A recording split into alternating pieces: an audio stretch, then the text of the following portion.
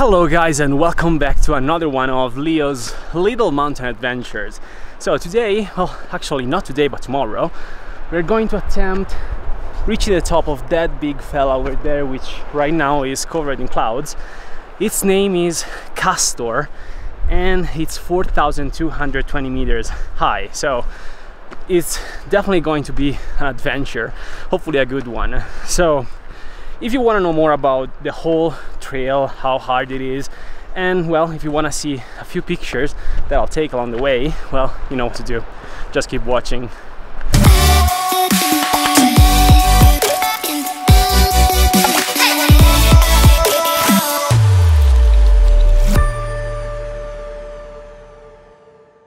Alright, so as I already anticipated during the intro, this whole trek can be split into 2 days, and that's what most people do unless you're really trained.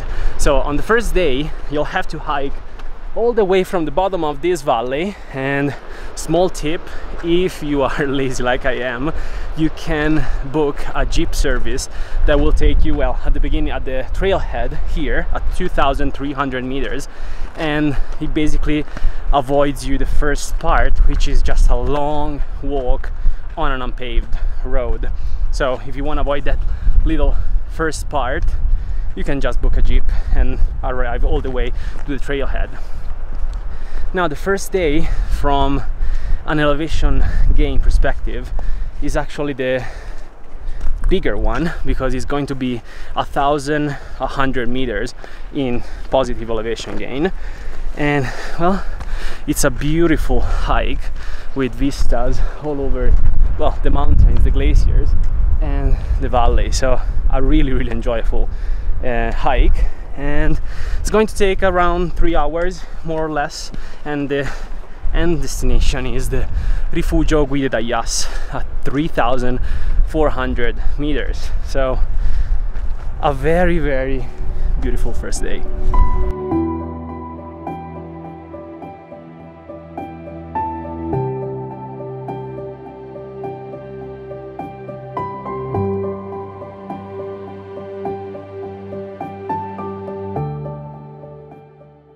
There are 2 huts along the way. Now we've chosen to stay at the second one, so the higher one, which is called Rifugio delle Guide d'Aias.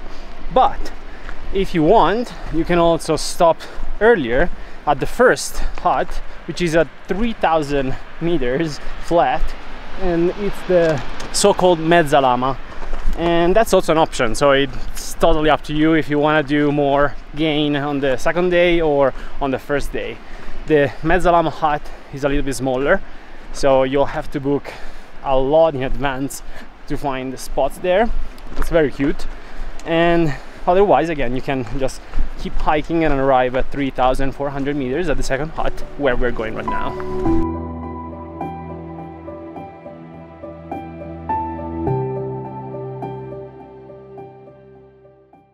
After a fairly quick lunch break, here we are on our way again to the final destination, which is nestled up on top of that hill.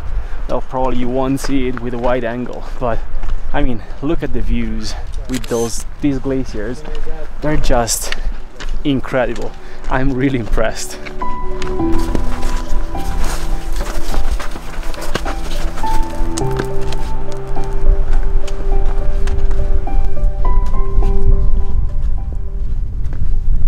The trail in this second part becomes, well, a little bit more rugged and rocky, but it's still something that you can do without any special equipment, or you know, you don't have to climb.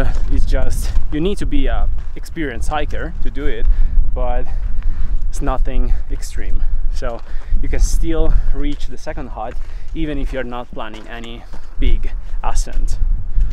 On my way up, I found this little gem.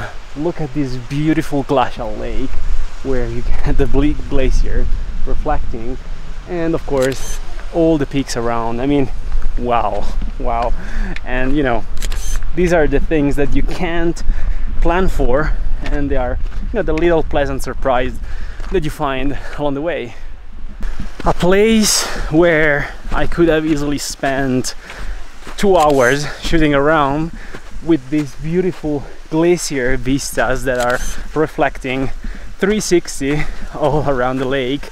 But well, you know, we are on a schedule, so it's time to move on, fortunately.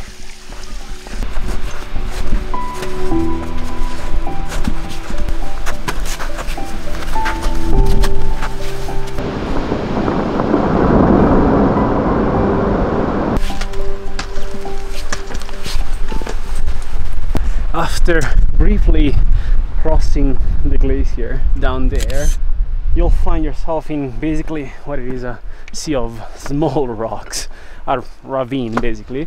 And then the last bit of the trail to the second hut that is made by fixed ropes.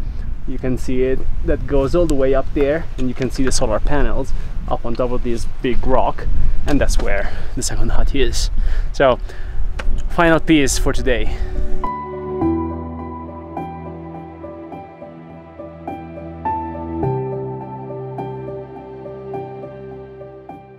Alright, we made it to the final destination for today. So this is the second hut, the Rifugio delle Guide da Ias. And look at the view, just incredible. And well, from tomorrow we're going to follow that little trail on the glacier where you see those two tiny people. I'm not sure if you can actually see them, but there are two tiny people up there. And well, we'll start going all the way up, and well, we can't see the final point for tomorrow, but well, of course I'll share hopefully a lot of videos with you. So this is it for today, and now time to relax and chill with this beautiful view for a while.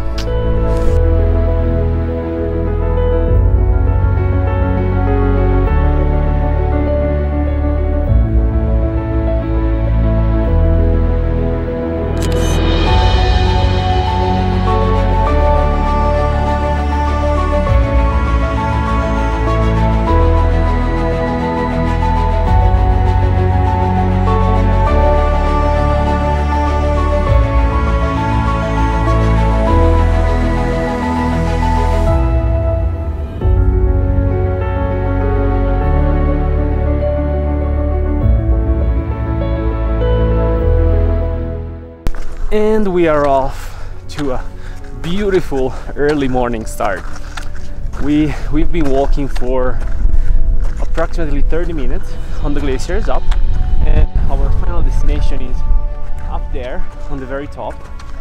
And well, the sky is looking beautiful and the sun is about to rise, and it's just a beautiful landscape. So let's see how it goes.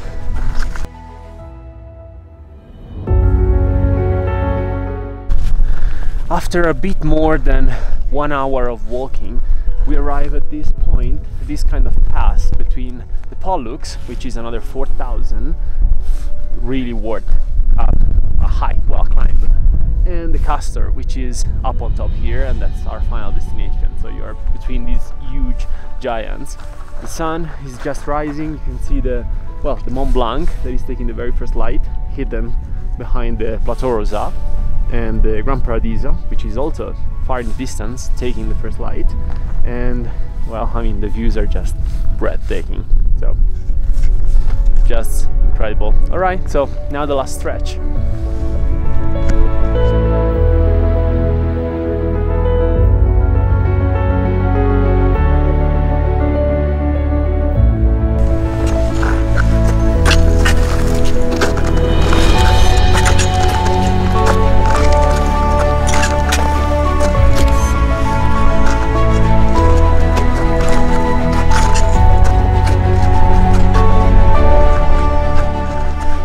Almost there. We almost finished.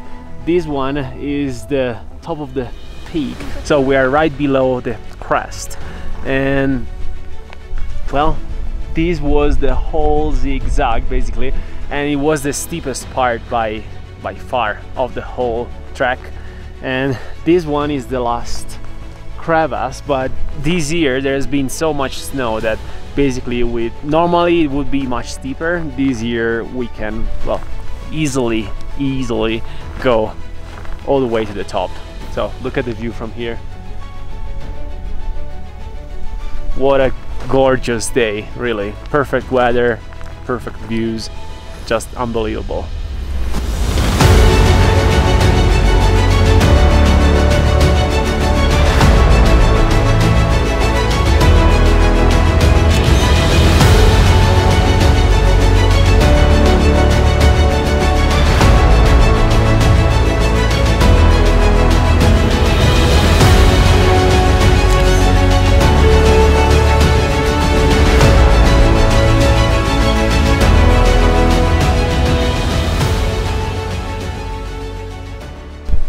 And we made it! This is the top of Castor. Look at this.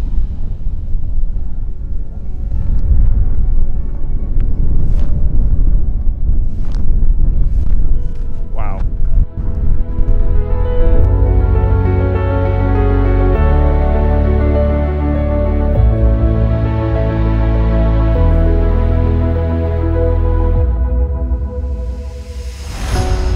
It took me quite some time to find a place with no wind, and after, you know, the ridge was very windy, as well as all the parts below, so I had to walk back down quite a lot. So let me tell you a couple of things about how you can reach the top of Mount Castor. So you basically have two options. The first one is, well, to start from one of the main two huts, which is the Rifugio Quintino Sella or the Rifugio with the Yas, where I was. Or is to, you know, start from one hut and reach the other one. So basically cross the whole mountain, the whole ridge line, and, you know, end up at the other hut. So we started from the Rifugio with the Yas, and now we are approaching the Rifugio Quintino Sella. To me, this is a more complete way of, you know, experiencing the mountain. You can, I mean, the walk along the ridge is just beautiful. You have the views that extend to the Mont Blanc, to the Matterhorn, to all the tallest peaks of the Alps. So it's really unbelievable, and such a perfect day like this one, it's really wonderful. So, you know, it's totally up to you, but if I have to recommend, I would definitely tell you to cross west to east like I did, because again, it's just a better way of experiencing this mountain.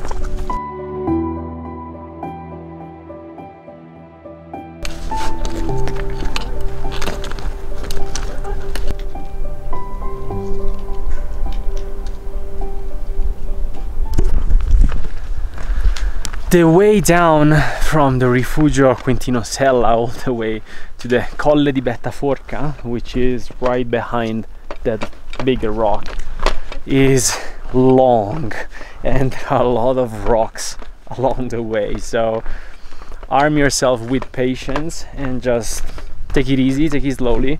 And it took us, give or take, 3 hours to reach, well, almost the, let's say, the trailhead and the whole trek. So it's a long way from the Quintino Sella.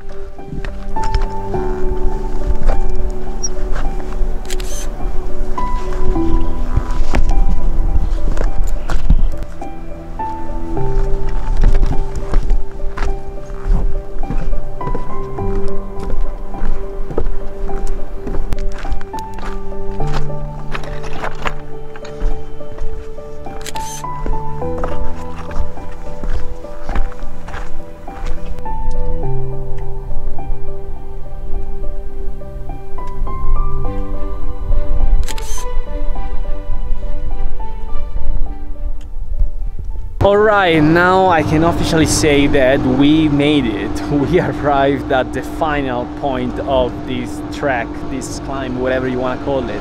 This is the Colle di Bettaforca, and it sits at 2,600 meters. From here you'll basically have two options. The first one is to call the jeep service, as we did on the way up, and that's what we also did now. So we're waiting for the jeeps to come pick us up, and they will take us back to the parking lot. Or you can take one of these cable cars. There are two to take, and they will take you again also at the parking lot. The only difference is that here, between the first cable car and the second one, you'll have to walk approximately 15 minutes or so, and the price difference is minimal, so completely up to you. Alright people, it's a wrap. The adventure is officially over. After a long drive back home, I can officially say that it's over. And well, what can I say about Mount Castor? Well, to me it's been an incredible adventure, an incredible climb, and it's not technically difficult, so if you have the skills and if you like to do this kind of stuff, well, then Mount Castor should be very, very high on top of your list. And well, personally even prefer it more than Capanna Margherita, which is probably way more famous, but well, to me this was just better and more fun. And even though my favorite one is still the Gran Paradiso, but that's just, again, my personal opinion. So if you have any questions about the climb, anything, just drop them below and I'll make sure to answer as soon as I can. So take care guys, and see you next time.